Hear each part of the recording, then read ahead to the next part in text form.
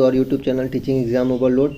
आज की क्लास में जो हमने सीरीज़ चलाई है जिसके अंतर्गत हम आपको सीटेट जनवरी 2023 के सारे पेपर सॉल्व करा रहे हैं, उसके तहत मैथ्स की नेक्स्ट क्लास है। आज हम 3 फरवरी के पेपर को सॉल्व करेंगे।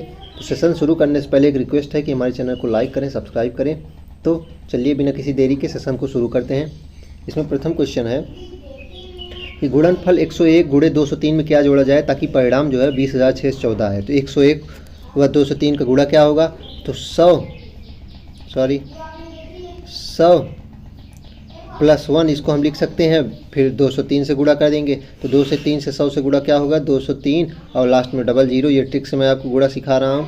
तथा 203 गुणे 1 से करेंगे क्योंकि ब्रैकेट में पहले इससे एक बार गुणा करेंगे, फिर इससे 1 से 203 इधर आ जाएगा। तो इधर 3 आएगा, इधर 0, 3 2 5, 20 503 आ गया। तो 20 614 में 20 503 घटाना है तो 1 1 1। तो ऑप्शन नंबर 111 आया है। तो कौन सा ऑप्शन सही होगा? Option number D. Option number D इस क्वेश्चन का सही आंसर होगा। चलिए अगला प्रश्न को देखते हैं। 57,341 में 7 के स्थानीय मान तथा 75,431 में 4 के स्थानीय मान में क्या अंतर है? तो इसमें 7 का स्थानीय मान क्या है? 7 लिख दो, उसके बाद जितनी संख्या है उतना 0। तथा इसमें 4 का स्थानीय मान लिख रहा है तो 4 लिख दो, पर जितनी संख्या है तो मतलब 400 हो गया। 2 संख्या है उसके बाद 0 0, 10 में 4 गए 6, 6600। इसका तो सही ऑप्शन क्या होगा? सी, 6600 उत्तर सही होगा। चलिए अगले प्रश्न को देखते हैं। गुणनफल 105 गुणे 806 में से क्या घटाया जाए ताकि परिणाम 83,902 हो जाए? तो इसको उसी प्रकार करते हैं। 100 प्लस 5 गुणे 806। तो 800 डबल जीरो लास्ट में लिख देंगे, 5 से गुणा कर देंगे 30, 5 30 तथा 5 40। तो 0 3 6 4, 84,630 आया। अब देखते हैं कि क्या घटाया जाए 84,630 में कि 83,902 आ जाए। 10 में से 2 गए 8, तो लास्ट में 8 आ रहा है। अब हम देख लेते हैं इसको ट्रिक से समय बचाने की एक तरीका मैं आपको बता रहा हूँ। अब 1 डिजिट में 8 आ गया है। अब ऑप्शन में देखिए 1 डिजिट में इसमें 8 है, नहीं है, इसमें 8 है, नहीं है, इसमें 8 है, नहीं है। तो 1 डिजिट में केवल एक आंसर 8 है। तो इस प्रकार हम बी ऑप्शन को सही करेंगे। और एक तरीका बताता हूँ। मान लीजिए 1 डिजिट में 2 ऑप्शन ऐसे थे जिसमें 8 होता, तो आप 10 डिजिट को देखते, तब इस तरीके से आप टाइम को सेव कर सकते हैं। चलिए इसमें ऑप्शन नंबर बी सही होगा। अगला क्वेश्चन को देखते हैं। How many 1/12 are there in 3/4? तो 3/4 में कितने 1/12 हैं? तो 3/4 में कितने 1/12 हैं? तो चलिए इसको देखते हैं। मान लीजिए 3/4 में यक्स 1/12 है, तो यक्स 1/12 हो गया। अब इसको इधर यक्स को इधर रहने देते हैं, तो 3/4 गुणे 12 हो गया बराबर यक्स हो गया। 4 3 12, 3 3 9। तो इसका सही ऑप्शन क्या हो जाएगा? Answer number C, 9। अगले प्रश्न को देखते हैं। भिन्नो 3/4, 4/5, 1/2, 5/6 और 3/2 में सबसे बड़ी और सबसे छोटी संख्याएं कौन सी हैं? इसमें पूछ रहा है सबसे बड़ी और सबसे छोटी संख्या इन पाँचों में से कौन सी है? तो 4/3 को हम क्या लिख सकते हैं? 0.75 लिख सकते हैं। 5/4 को लिख सकते हैं 0.8, 1/2 को लिख सकते हैं 0.5, 6/5 को लिख सकते हैं हम क्या? 0.8 करके कुछ आएगा, 8 + 3। 3/2 क्या लिख सकते हैं हम? 2 1 1.5। तो इसमें सबसे बड़ी संख्या कौन सी आई है? 3/2। तो चलिए 3/2 वाला ऑप्शन देखते हैं कौन सा है। 3/2 वाला ऑप्शन केवल एक है, तो ऑप्शन नंबर सी सही होगा। सबसे बड़ी संख्या 3/2 है। जी हाँ, इसमें सबसे बड़ी सबसे भिन्न क्रम से पूछा, तो सबसे छोटी कौन सी हो जाएगी? 1/2 हो जाएगी, 0.5 हो जाएगी, जो सबसे बड़ी 1.5 हो जाएगी। चलिए अगले प्रश्न को देखते हैं। यदि 5 अंकों वाली सबसे बड़ी संख्या को सबसे छोटी अभाज्य संख्या में जोड़ा जाए तो हमें निम्न प्राप्त होगा। यदि 5 अंकों वाली सबसे बड़ी संख्या, चलिए देखते हैं 5 अंकों वाली सबसे बड़ी संख्या 9 9 9 9 9 5 बार हो जाएगा। को सबसे छोटी अभाज्य संख्या, सब स्मॉलेस्ट प्राइम नंबर क्या होगी? 2 आएगा। तो इसका आंसर कितना आ जाएगा? 1 0 0 0। तो इसका आंसर 1 10 100 1000 10,000 1 लाख 1 आ जाएगा। तो यह सबसे बड़ी 6 अंकों की विषम संख्या बनेगी। जी हाँ, यह सबसे बड़ी 6 अंकों की विषम संख्या बनेगी। तो इसका ऑप्शन नंबर ए सही होगा, क्योंकि ये सबसे बड़ी 6 अंकों वाली संख्या तो है नहीं, क्योंकि वो उसमें 6 बार 9 आएगा। सबसे छोटी 6 अंकों वाली विषम संख्या, सबसे छोटी विषम संख्या वाली बनेगी, क्योंकि 1001 लिखा है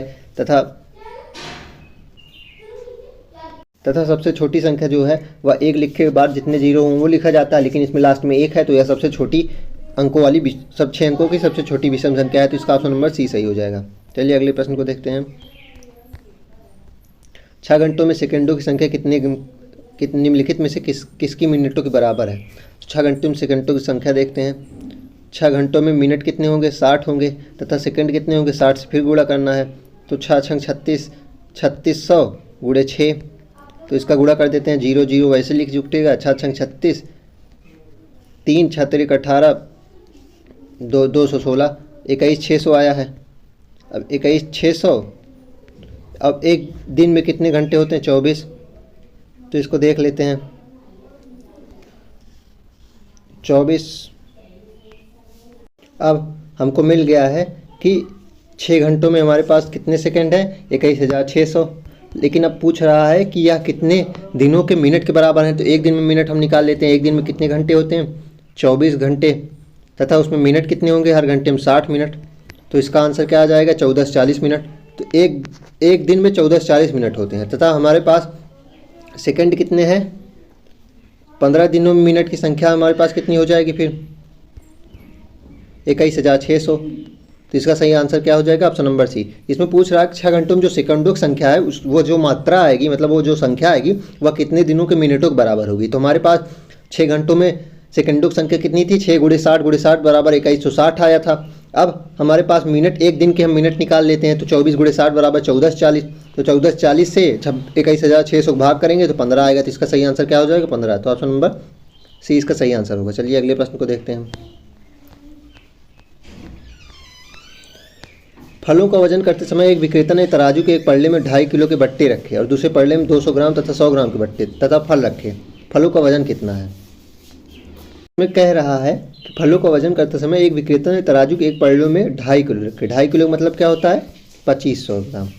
2500 ग्राम एक रख दिया। दूसरे पल्ले में क्या रखा है, 200 ग्राम तथा 100 ग्राम के बट्टे। 200 ग्राम तथा 100 ग्राम बट्टे मतलब 2 बट्टे रखे 300 ग्राम के तथा फल रखे। तो फलों का वजन पूछ रहा है। तो आप इसको देख सकते हैं कि पहले बट्टे में 2500 ग्राम का पूरा बट्टा था तथा दूसरे में जो है उसमें 300 ग्राम बट्टा है। 200 + 100 2 बट्टे रखे गए हैं। तो इन दोनों को अगर घटा देंगे, क्योंकि तराजू बराबर होता है, तो इन दोनों को अगर घटाएंगे तो जो आएगा वो फलों का ही तो वजन होगा। तो ऑप्शन नंबर इसका 22 उत्तर आएगा। तो ऑप्शन नंबर ए इसका सही आंसर होगा। अगले प्रश्न को देखते हैं। रमेश ने 19:50 बजे अपनी यात्रा शुरू की और 23:20 बजे समाप्त कर ली। यात्रा पूरी करने में लिया गया समय। तो इसमें 19:50 बजे वह चला था, तो 19:50 से 20:50 1 घंटे, 20:50 से 21:50 2 घंटे तथा 21:50 से 22:50 3 घंटे हो गए। 22:50 हो गया 3 घंटे, उसके बाद 10 मिनट और लेंगे तो 23 बज जाएंगे। तो 3 घंटे 10 मिनट हो गया तथा 20 मिनट और। तो इसका आंसर क्या हो जाएगा, 3 आवर 3 मिनट। वैसे अगर आपको इसको दिखाना हो, चलिए उसको लगा देते हैं। 23 20 है तथा 19:50 है, इन दोनों घटाना है। अब देख रहे हैं 20 तो छोटा है, तो इसको क्या करेंगे, जैसे मैंने पिछले वाले सेट में बताया था कि 1 घंटे में 60 मिनट होते हैं, तो इसको हम 22 लिख के 60 मिनट इसमें ऐड कर सकते हैं मिनट में। तो 22 80 हो जाएगा। 22 80 माइनस 19:50, तो इसका 30 आंसर मिनट 30 आ गया तथा 12 में से 9 गए, 9 3 12, तो 3.5 आ गया इसका। तो कितना समय लिया, 3 आवर 30 मिनट। तो ऑप्शन नंबर ए इसका सही आंसर होगा। चलिए अगले प्रश्न को देखते हैं। Question number 10। 200 लीटर धारिता वाली एक टंकी का 3/4 भाग पानी से भरा हुआ है। तो 200 लीटर धारिता वाली टंकी का 3/4 भाग पानी से भरा है। इसके पूर्ण रूप से भरने के लिए 5000 ml धारिता वाली एक बाल्टी से पानी भरकर कि इसमें कितनी बार डालना पड़ेगा। तो इसमें कह रहा है 200 लीटर धारिता वाली एक टंकी का 3/4 भाग पानी से भरा है। तो पानी कितना भरा है, 200 × 3/4 बराबर 150 लीटर पानी से भरा है।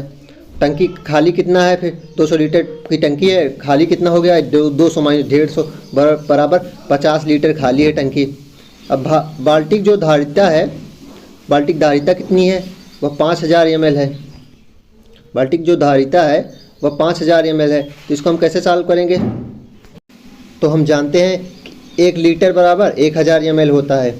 1 लीटर बराबर 1000 ml होता है। तो 5000 ml बराबर कितना हो जाएगा, 5 लीटर हो जाएगा। तो अब हमारे पास बाल्टी की धारिता कितनी है, 5 लीटर, तथा हमें भरना कितना है, 50 लीटर। तो हम कितनी बार भरेंगे, 5 लीटर से भाग कर देंगे तो 10 बार आंसर इसका 10 आ जाएगा। तो ऑप्शन नंबर ए इसका सही होगा। चलिए अगले प्रश्न को देखते हैं। अक्षरों वी, एक्स, एम, एन और टी में से किनमें न्यूनतम और अधिकतम सममित रेखाएं हैं। तो पूछ रहा है कि इन अक्षरों में वी, एक्स, एम, एन और टी में किनमें क्रमशः न्यूनतम और अधिकतम सममित रेखाएं हैं। चलिए इसको सॉल्व करते हैं। तो सबसे पहले इसमें आपको तो हम सममित रेखाएं ही बता देते हैं। सममित रेखाएं क्या होती है, तो सममित रेखाएं ऐसी रेखाएं होती हैं जिनको अगर आप बीच से काटेंगे और उसके बाद मोड़ देंगे तो वह दोनों जो दोनों कटी हुई इमेजें हैं वो ओवरलैप कर जाएंगे। जैसे अगर हम बी को लेते हैं और बी को बीच से कैसे काट देते हैं, तो इधर ले जाएंगे तब भी ओवरलैप कर जाएगी, इधर ले जाएंगे तो इसकी सममित रेखाएं एक हो जाएगी। तथा अगर हम यक्स को लेते हैं, यक्स को अगर हम बीच से इधर से काटेंगे तब भी ये ओवरलैप कर जाएगा, तथा यहाँ से काटेंगे तब भी ये ओवरलैप कर जाएगा। तो यक्स की सममित रेखा कितनी है, 2। तथा इसमें मेन बात सममित रेखा में ये है कि ये मतलब बीच से तो कटने ही चाहिए तथा ओवरलैप भी करने चाहिए। तो चलिए देखते हैं सममित रेखाएं में इसमें कौन कौन सा है। तो बी में सममित रेखाएं कितनी हैं, बी में 1 सममित रेखाएं हैं, 1 है। यक्स में तो मैंने आपको बता दिया कि 2 हैं। यम में कितनी सममित रेखाएं हैं, यम में ऐसे बीच में काटेंगे तो 1 सममित रेखाएं हैं।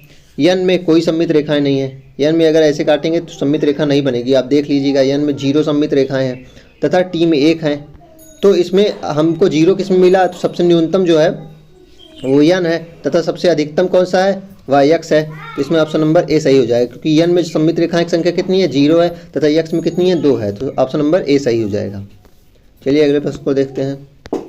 3 और 2 तिहाई समकोणों में डिग्रियों की संख्या। तो 3 और 2 तिहाई में समकोण 3 और 2 तिहाई समकोणों में डिग्री की संख्या देखते हैं। 3 और 2 तिहाई में समकोणों में डिग्रियों की संख्या। तो 3 त्रिकोण 2 11/3 हो गया, गुणे 90 कर देंगे तो 30 हो गया, 11 3 330। तो इसका ऑप्शन नंबर बी सही होगा। चलिए इसको एक बार फिर से बता देता हूँ। 3 और 2 तिहाई समकोणों में, तो 90, 3 और 2 तिहाई समकोण इसी कहेंगे। इसमें डिग्रियों की संख्या पूछ रहा है, डिग्री यहाँ खाली स्थान है। तो 3 त्रिकोण 2 11/3 हो जाएगा, 11/3 गुणे 90, 30, 3 से 90 भाग करेंगे 30 आएगा, 30 गुणे 11 कितना होगा, 330। तो इसका ऑप्शन नंबर बी सही होगा, 330। चलिए अगले प्रश्न को देखते हैं। प्रश्न नंबर 13 है, नीचे दिए गए पैटर्न का अवलोकन कीजिए और अगली पंक्ति को चुनिए। 9 - 1 भागे 8 बराबर 1, 98 - 2 भागे 8 बराबर 12, 9 8 7 - 3 भागे 8 बराबर 123। तो अब इसमें अगली संख्या क्या होगी, 9 8 7 6 - 4 भागे 8 बराबर 1 2 3 4।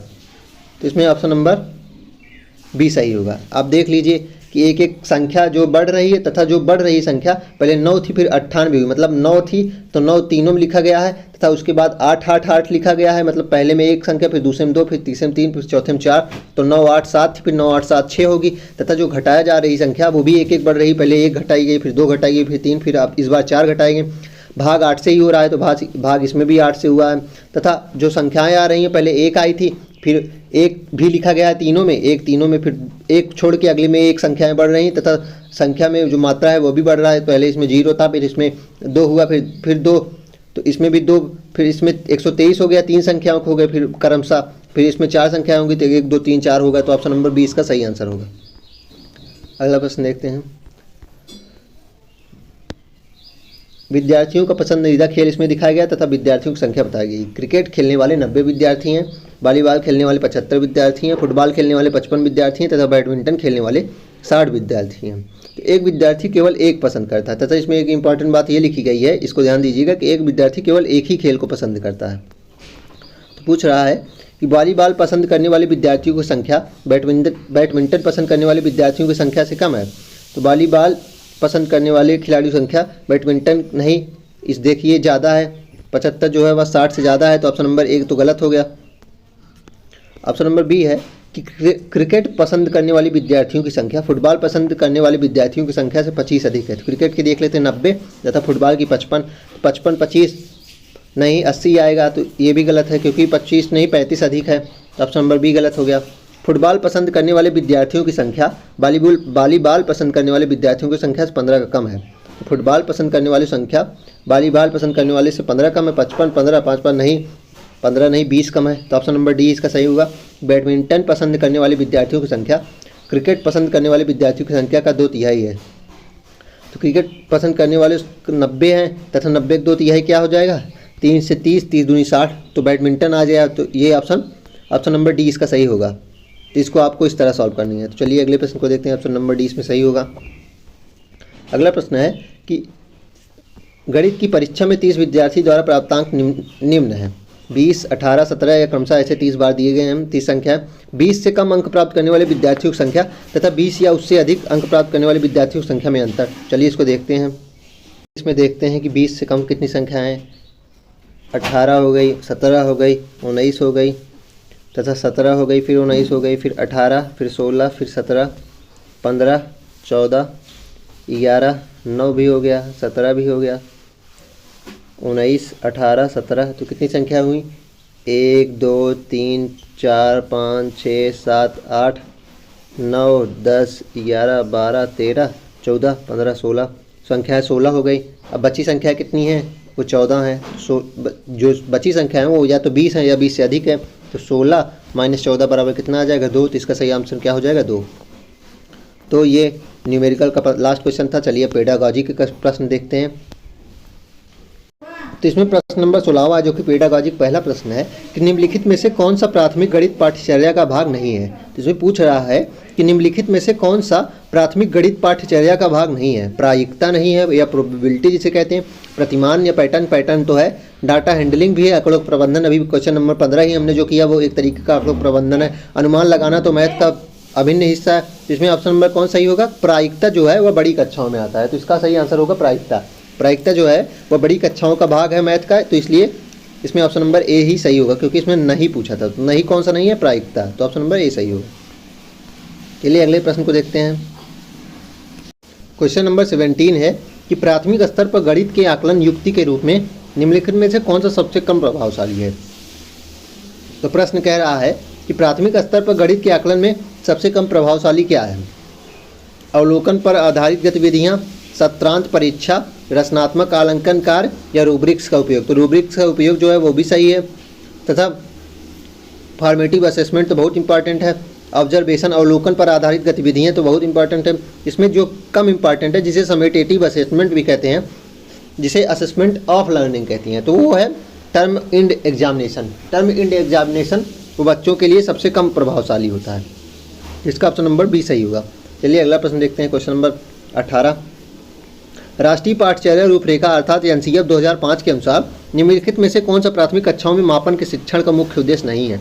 बच्चों में अनुमान लगाने का कौशल करना, option number A. Option number B मापन की मानक इकाइयों से बच्चों को परिचित कराना, ऑप्शन सी है बच्चों को मापन की मानक और अमानक इकाइयों में अंतर करना सिखाना, या ऑप्शन डी है मापन से संबंधित सभी समस्याओं को हल करने की निपुणता। तो जो निपुणता शब्द आ गया है यह प्राथमिक कक्षाओं के लिए नहीं उपयुक्त किया जा सकता। तो ऑप्शन नंबर डी इसका सही होगा कि यही सबसे कम उपयुक्त है कि निपुणता हासिल करना। बाकी तो अंतर करना सिखाना चाहिए, बच्चों को मानक इकाइयों से परिचित कराना चाहिए तथा बच्चों में अनुमान लगाने का कौशल तो बिल्कुल बढ़ाना चाहिए। तो सबसे उद्देश्य नहीं है उनकी कौशलता या निपुणता को बढ़ाना। कौशलता बढ़ाना तो है, निपुणता बढ़ाना नहीं है। अगला प्रश्न देखते हैं। प्राथमिक कक्षा की गणित पाठ्य पुस्तक में अवधारणाएं जटिल से सरल की ओर बढ़नी चाहिए, अमूर्त से मूर्त की ओर बढ़नी चाहिए, मूर्त से अमूर्त की ओर बढ़नी चाहिए, मानक कलन विधि द्वारा प्रस्तुत की जानी चाहिए। तो इसमें कौन सा सही होगा। गणित पाठ्य पुस्तक की अवधारणाएं जो है वह किस से किसकी ओर बढ़नी चाहिए। तो वह मूर्त से अमूर्त की ओर बढ़नी चाहिए। अर्थात पहले हम जो चीज़ें को छू सकते हैं उसको पहले सिखाना चाहिए, उसके बाद अमूर्त चीज़ों को बताना चाहिए। मतलब अगर हम किसी भिन्न आदि के बाद में बता रहे हैं तो पहले आप एक फल लीजिए, फल को काट के दिखाइए कि ये देखिए ये एक हिस्सा हो गया तथा इसे हम जोड़ेंगे तो 1/2 होगा, तथा बाद में इसको आप भिन्न के रूप में ब्लैक बोर्ड पे या साम पट्टे पे समझाएंगे तो ज़्यादा अच्छा होगा। इसलिए ऑप्शन सी इसका सही होगा, मूर्त से अमूर्त की ओर। चलिए अगले क्वेश्चन को देखते हैं। अगला प्रश्न है निम्नलिखित में से कौन सा स्कूली शिक्षा का एक स्तर नहीं है जो कि राष्ट्रीय शिक्षा नीति 2020 में प्रस्तावित है? निम्नलिखित में से कौन सा स्कूली शिक्षा का एक स्तर नहीं है जो कि राष्ट्रीय शिक्षा नीति 2020 प्रस्तावित है? फाउंडेशनल स्टेज, प्राइमरी स्टेज या प्रिपरेटरी स्टेज और मिडिल स्टेज। तो इसमें कौन सा नहीं है? तो इसमें ऑप्शन नंबर बी सही होगा। तो राष्ट्रीय शिक्षा नीति के देख लेते हैं, इसमें पहले फाउंडेशनल है, फिर प्रिपरेटरी है, फिर मिडिल है, फिर सेकेंडरी है। तो कौन सा नहीं है? प्राइमरी। फाउंडेशन जो होता है उसमें 3 साल तो वैसे, फिर 2 साल कक्षा 1 और 2, 3 साल वैसे पढ़ाया जाता है, फिर एक कक्षा 1 और 2 तथा जो 3 साल अगला पढ़ाया जाता है उसमें 3 से 5 तक जिसे प्रिपरेटरी स्टेज कहते हैं, तथा उसके बाद मिडिल स्टेज आता है जिसे 5 से 8 कहते हैं मिडिल। उसके बाद सेकेंडरी आता है जो 8 से 12 होता है, उसके बाद उच्चतर कक्षाएं होती हैं। तो इसमें ऑप्शन नंबर बी सही होगा। चलिए अगले प्रश्न को देखते हैं। एनसीएफ 2005 के अनुसार यह दृष्टि कथन कि विद्यालय का गणित उन परिस्थितियों में सीखा जाता है जहां बच्चे गणित को सीखने में आनंद लें, शिक्षकों में निम्न प्रदर्शन के लिए विद्यार्थियों को कक्षा क्रियाकलापों में संलग्न रखने का इच्छा हो, होनहार मेधावी बच्चे अर्थपूर्ण समस्यात्मकता को प्रस्तुत हल करें। तो ऑप्शन ये 3 दिए गए हैं, इसमें से कौन सही होगा? तो चौथा ऑप्शन है। तो इसमें पूछ रहे हैं कौन सा सही है, सही विकल्प का चयन कीजिए। तो देखते हैं कि निम्नलिखित में से विद्यालय के गणित उन परिस्थितियों में सीखा जाता है जहां बच्चे गणित को सीखने में आनंद ले, बिल्कुल ये तो सही होना चाहिए। शिक्षकों से निम्न प्रदर्शन के लिए विद्यार्थी को कक्षा क्रियाकलापों में संलग्न रखने की अपेक्षा हो, teacher are expected to engage low performance student in class activities, बिल्कुल ये भी सही है। होनहार मेधावी बच्चे अर्थपूर्ण समस्यात्मक को प्रस्तुत एवं हल करें। तो इसमें कौन सा ऑप्शन सही हो जाएगा? ऑप्शन नंबर ए। ओनली ए इसमें सही होगा क्योंकि बाकी नहीं सही होंगे। देखते हैं उसको क्यों नहीं सही होगा। कि शिक्षकों से निम्न प्रदर्शन करने वाले विद्यार्थियों को कक्षा क्रियाकलापों में संलग्न रखने की अपेक्षा हो, तो ये गलत है। निम्न प्रदर्शन की नहीं बल्कि सभी छात्रों से क्रियाकलाप संलग्न रखने की अपेक्षा हो तथा होनहार मेधावी बच्चे अर्थपूर्ण समस्यात्मक प्रस्तुति हल करें, नहीं हल करने का मौका सभी विद्यार्थियों को समान रूप से मिलना चाहिए। तो ऑप्शन बी और सी इसलिए इसमें गलत हो जाएगा। ऑप्शन नंबर ए इसमें सही होगा। चलिए अगले प्रश्न को देखते हैं।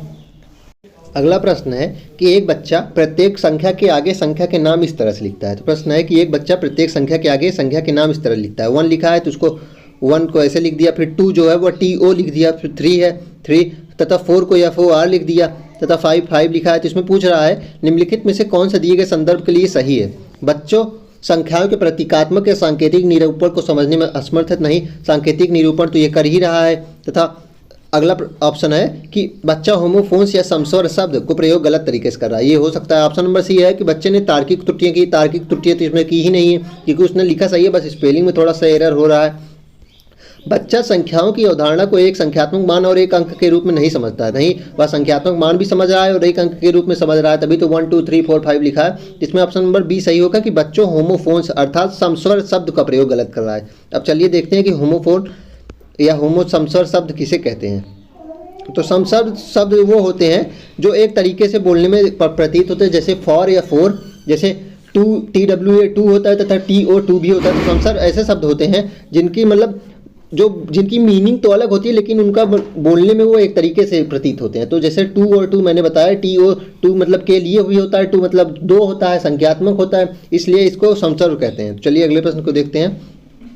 निम्नलिखित में से कौन सा गणित की प्रकृति के संबंध में सबसे कम उपयुक्त है? तो निम्नलिखित में से गणित की प्रकृति के लिए सबसे कम उपयुक्त है गणित अवधारणाओं की प्रकृति पदानुक्रमिक हो, गणित का प्रतिरूप के अध्ययन की तरह भी समझा जा सकता है, गणित एक की प्रकृति समावेशी होती है क्योंकि इसमें सदैव सामाजिक व्यक्तिनिष्ठा व्यक्तिपरकता शामिल होती है, तार्किक विवेचन गणित में एक महत्वपूर्ण भूमिका निभाता है। तो ऑप्शन नंबर डी तो सही है, गणित की प्रकृति समावेशी होती है, ये भी सही है। गणित के प्रतिरूपों को अध्ययन की तरह भी समझा जा सकता है, गणित अवधारणाओं की प्रकृति पदानुक्रमित होती है। तो इसमें कौन सही नहीं होगा?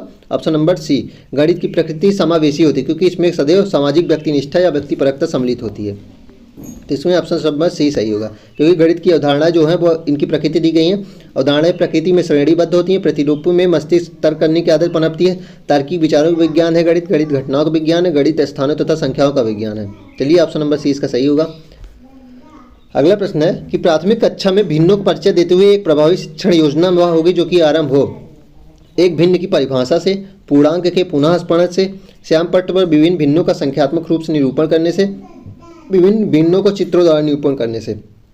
इसमें कौन सही होगा? भिन्नों परिचय देने के लिए सबसे प्रारंभ में एक भिन्न की परिभाषा देना, नहीं ये नहीं सही होगा। पूर्णांक का पुनः स्मरण कराने से, श्याम पट पर विभिन्न भिन्नों के संख्यात्मक निरूपण से या विभिन्न भिन्नों के चित्र से। तो इसमें कौन सा सही होगा? विभिन्न भिन्नों को चित्र द्वारा निरूपण, जिसको मैंने बताया था मूर्त की ओर से पहले हम दिखाएंगे, एक सेब को दिखाएंगे जिसमें एक भाग करेंगे तो 1/2 होगा, तथा 4 भाग सेब को बराबर कर देंगे तो 1/4 या 2/4 होगा, तथा 4/4 जोड़ देंगे तो वह 1 हो जाएगा, ये भी बताएंगे। तो पहले डी ऑप्शन इसका सही होगा कि पहले हम चित्रों द्वारा उसको समझाएंगे, फिर परिभाषा आदि बताएंगे। चलिए अगले प्रश्न को देखते हैं। कक्षा 4 की गणित शिक्षिका सुश्री एस्टा ने अपने विद्यार्थियों को गुणों के आधार पर दी गई ज्यामितीय आकृतियों को विभिन्न समूहों में बांटने के क्रिया के लाभ दिया। वे अपने विद्यार्थियों को वैन हीले के सिद्धांत के अनुसार ज्यामितीय चिंतन के किस स्तर का आकलन कर रही हैं? तो चलिए इसके ऑप्शन देखते हैं। ऑप्शन ए है विजुअलाइजेशन या दृश्यीकरण, ऑप्शन बी है एनालिसिस, ऑप्शन सी है निगमन या ऑप्शन डी है मूर्तिकरण। तो मैंने आपको बताया था, जो वैन हीले थ्योरी मैंने आपको पिछले सेट में बताया था कि विजुअलाइजेशन जो होता है उसमें बच्चा सिर्फ वस्तुओं की आकृति को देखकर पहचान लेता है कि अगर गोल चीज़ है, रोटी है तो कहेगा ये गोल है, समोसा है तो कहेगा ये त्रिकोण है। लेकिन जो एनालिसिस ऑप्शन नंबर जो ये बी ऑप्शन दिया गया है, एनालिसिस का अर्थ होता है कि वह उसके गुणों के आधार पर उसका अंतर करना भी सीख लेता है। तो लेवल 1 जो विश्लेषण होता है, लेवल 0 होता है विजुअलाइजेशन, तथा लेवल 1 जो विश्लेषण होता है इसमें बच्चा वस्तुओं की आकृति के आधार पर उनके गुणों में अंतर कर पाता है, जैसे वर्ग और आयत में अंतर कर लेना। तो इसको अंतर करने के इसमें पूछा गया तो ऑप्शन नंबर बी ही सही होगा। तथा अब लेवल 3 जो होता है जिसे इनफॉर्मल डिडक्शन कहते हैं, इसमें बच्चा जो होता है वो आकृतियों के बीच में संबंध भी स्थापित बनाना शुरू कर देता है, जैसे कि आयत और वर्ग में क्या समानताएं हैं, दोनों 4 एंगल से बने तथा चारों में 90 डिग्री कोण होता है। तो ये उसमें एक तरीके से संबंध बनाना शुरू कर देता है। तथा लेवल 3 जो होता है जिसे औपचारिक डिडक्शन कहते हैं या औपचारिक कहते हैं, इसमें बच्चे आकृतियों के फार्मूला भी ढूंढने लगता है। तथा लेवल 5 जिसे दृढ़ता कहते हैं, रिगोर कहते हैं, इसमें बच्चा जो होता है वह अपने ज्यामितीय चिंतन के आधार पर वस्तु बना लेता है, अर्थात अमूर्त विचार इसमें लेवल 5 में आते हैं। अगला प्रश्न देखते हैं।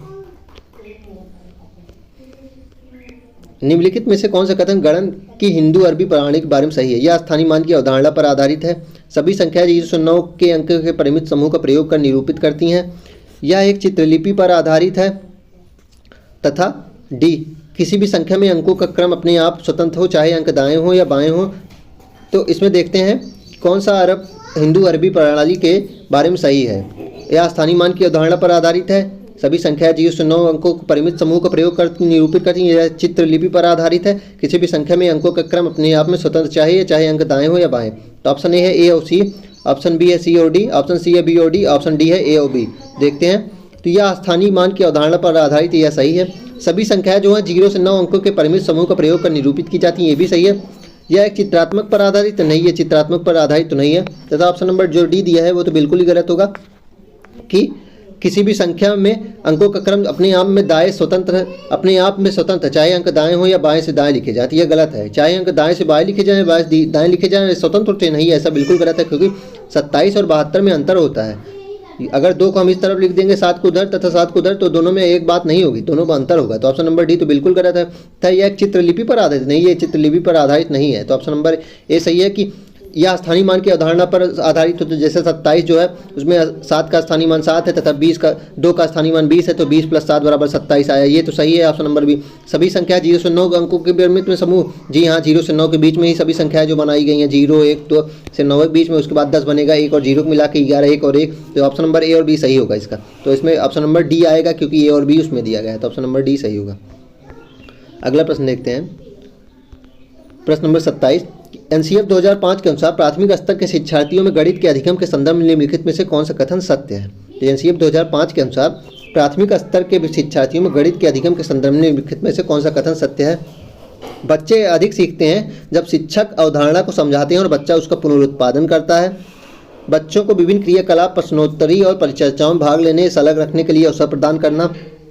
शिक्षण हेतु अवधारणाओं को विद्यार्थी के पूर्व विद्यमान विचारों से जोड़ना। इसमें कौन सा सही होगा? बी और सी तथा ए और सी, ए और बी तथा बी केवल। इसमें कौन सही होगा? बच्चे अधिक तब सीखते हैं जब शिक्षक अवधारणा को समझते हैं, समझाते हैं और बच्चा उसका पुनरुत्पादन करता है। नहीं, ये ऑप्शन नंबर ए तो गलत होगा कि चाइल्ड उसका पुनरुत्पादन नहीं करता। चाइल्ड उसको अच्छे से समझ लेता है तब बच्चे अधिक सीखते हैं, कि चाइल्ड उसका पुनरुत्पादन न करे, शिक्षक उस अवधारणा को समझाए और बच्चे उसको समझे अच्छे से। ऑप्शन नंबर ए तो गलत है। बच्चों को विभिन्न क्रियाकलाप, प्रश्नोत्तरी, परिचर्चाओं में भाग लेने, जी हाँ, आप उसको क्रियात्मक रूप से या सक्रिय रूप से अगर उसको भाग लेने के लिए करेंगे तो वह जल्दी सीखेंगे।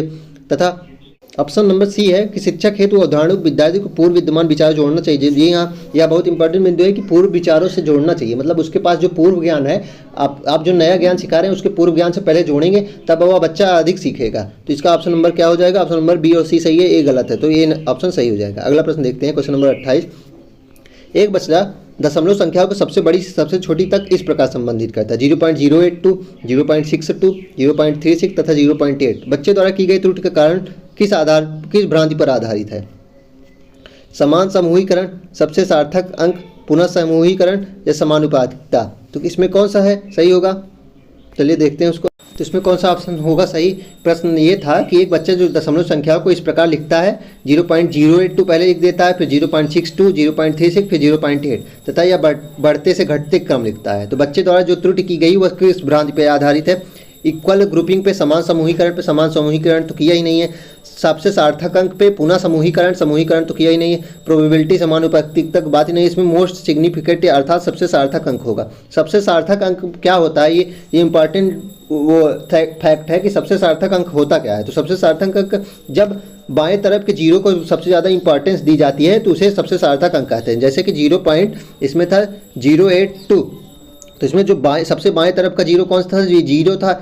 सबसे बाएं तरफ का जीरो को सबसे इंपॉर्टेंस दी गई, तो सबसे सार्थक ये माना गया। उसके बाद 0.62 था, तो इसमें जीरो ये था, तथा इसमें तो सबसे जो सार्थकता दिखा रही है, सबसे बाएं अंक को सार्थकता दिखाए वो उसमें, मतलब इसमें सबसे बाएं अंक की संख्या को सबसे ज़्यादा इंपॉर्टेंस दी जाती है। जैसे कि 0.082, जीरो को सबसे ज़्यादा इंपॉर्टेंस दी गई, फिर 0.62, 6 इसमें। तो इस प्रकार जो बनते हैं वो ऑप्शन नंबर बी इसमें सही होगा। जैसे कि इसमें लिखा है, सबसे सार्थक अंक क्या होता है? महत्वपूर्ण अंकों की संख्या सबसे बाएं गैर शून्य अंक से शुरू करके निर्धारित की जाती है। सबसे बाएं गैर शून्य अंक कभी कभी सबसे महत्वपूर्ण अंक भी माना जाता है, जैसे 0.82 में लिखा था। चलिए अगले प्रश्न देखते हैं, 29वां। निम्नलिखित में से कौन सा गणित में संबंधात्मक समझ को सबसे कम रूप से प्रयुक्त उदाहरण है? तो निम्नलिखित में से कौन सा गणित में संबंधात्मक समझ का सबसे कम रूप से उपयुक्त उदाहरण है? आरेखों की सहायता से विद्यार्थी संख्याओं का विभाजन करता है, विद्यार्थी क्षेत्रफल और आयतन के बीच में संबंध स्थापित करता है, जो विद्यार्थी है वह आयत की क्षेत्रफल की गणना की क्रियाविधि जानते हैं, तथा विद्यार्थी समतुल भिन्न को समझाने के लिए हस्तकौशल सामग्री का उपयोग करते हैं। तो पूछा है निम्नलिखित में से कौन सा गणित में संबंधात्मक समझ से सबसे कम उपयुक्त उदाहरण है? तो आरेखों की सहायता से विद्यार्थी संख्या का विभाजन करते हैं, या तो सही है, आरेखों के आधार से हमेशा सही होगा। विद्यार्थी क्षेत्रफल और आयतन के बीच का संबंध स्थापित करते हैं, ये भी सही है। विद्यार्थी आयत के क्षेत्रफल की गणना की क्रियाविधि जानने चाहते हैं, तथा विद्यार्थी जो है समतुल भिन्नों को समझाने के लिए हस्तकौशल सामग्री का उपयोग करेंगे। तो इसमें सबसे कम उपयुक्त, सही तो सब है लेकिन सबसे कम उपयुक्त कौन सा है? वह सी है, तो इसका ऑप्शन नंबर सी सही हो जाएगा। अगला प्रश्न देखते हैं, लास्ट प्रश्न जो कि होगा कि सुश्री सम्मी एक गणित की शिक्षिका ने निम्नलिखित प्रश्न अपनी कक्षा को दिया: यदि आयत की लंबाई 6 पूर्णांक यदि आयत की लंबाई चौड़ाई पूर्णांक है तो उन सभी आयतों की लंबाई चौड़ाई ज्ञात कीजिए जिनका क्षेत्रफल 36 वर्ग यूनिट है। इस कार्य को देकर शिक्षिका प्रयत्न कर रही है। तो इसमें कह रहा है सुश्री जो सम्मी थी, एक टीचर गणित की, उन्होंने अपनी कक्षा में कहा यदि आयतों की लंबाई चौड़ाई पूर्णांक है तो उन सभी आयतों की लंबाई और चौड़ाई ज्ञात कीजिए जिनका क्षेत्रफल 36 वर्ग यूनिट है। इस कार्य को देकर वो शिक्षिका क्या प्रयत्न कर रही है? वह सारणी गुणन, आयतों के क्षेत्रफल तथा गुणन के क्रम विनिमय के गुणधर्म की अवधारणा को एक साथ जोड़ने का प्रयास कर रही है। वह विद्यार्थी को पहाड़ों का तो बिल्कुल नहीं, तो ऑप्शन नंबर बी तो गलत हो जाएगा। कि उनके विद्यार्थी आयत के क्षेत्रफल का सूत्र याद करने, आयत के क्षेत्रफल याद करने का ये विधि तो नहीं है, याद करना तो बिल्कुल निगेटिव हो जाएगा। ज्यामिति एवं अंकगणित से संबंधित अवधारणाओं को स्पष्ट कर रही है, तो इसमें ज्योमेट्री का तो उतना ज़्यादा रोल नहीं है, तो इसमें ऑप्शन नंबर ए सही होगा। तो इसमें कौन सा ऑप्शन सही होगा? ऑप्शन नंबर ए। चलिए देखते हैं कि शिक्षिका सारणी जो व्यू है उसमें गुणन, आयत के क्षेत्रफल और गुणन के क्रम विनिमय गुणधर्म के सभी अवधारणाओं को एक साथ जोड़ने का प्रयास कर रही है। गुणन का क्रम विनिमय नियम क्या है? क्रम विनिमय नियम जो है गणित में जोड़ और गुणा के संख्या संचालन संबंधित दो नियम से है, जिसमें a प्लस बी बराबर ए, बी प्लस होता है a, तो a प्लस बी 2, अर्थात क्रम विनिमय क्या है? 2 प्लस 3 बराबर 3 प्लस 2 बराबर 5 आएगा। तो ये है क्रम विनिमय नियम। तथा गुणा में ये ऐसे ही होता है, 2 गुणे 3 बराबर 3 गुणे 2 बराबर 6 ही आएगा दोनों स्थिति में। तो यह है क्रम विनिमय नियम। तो इसमें कौन सा ऑप्शन सही होगा कि सारणी व्यू के गुणन, आयतों के क्षेत्रफल, गुणन के क्रम विनिमय के गुणधर्म के उदाहरणों को एक साथ जोड़ने का प्रयास कर लीजिए। चलिए आज के सेशन में इतना ही। अब हम नेक्स्ट सेशन में किसी नई क्लास के साथ मिलेंगे। तब तक हमारे चैनल को लाइक करें, सब्सक्राइब करें। धन्यवाद।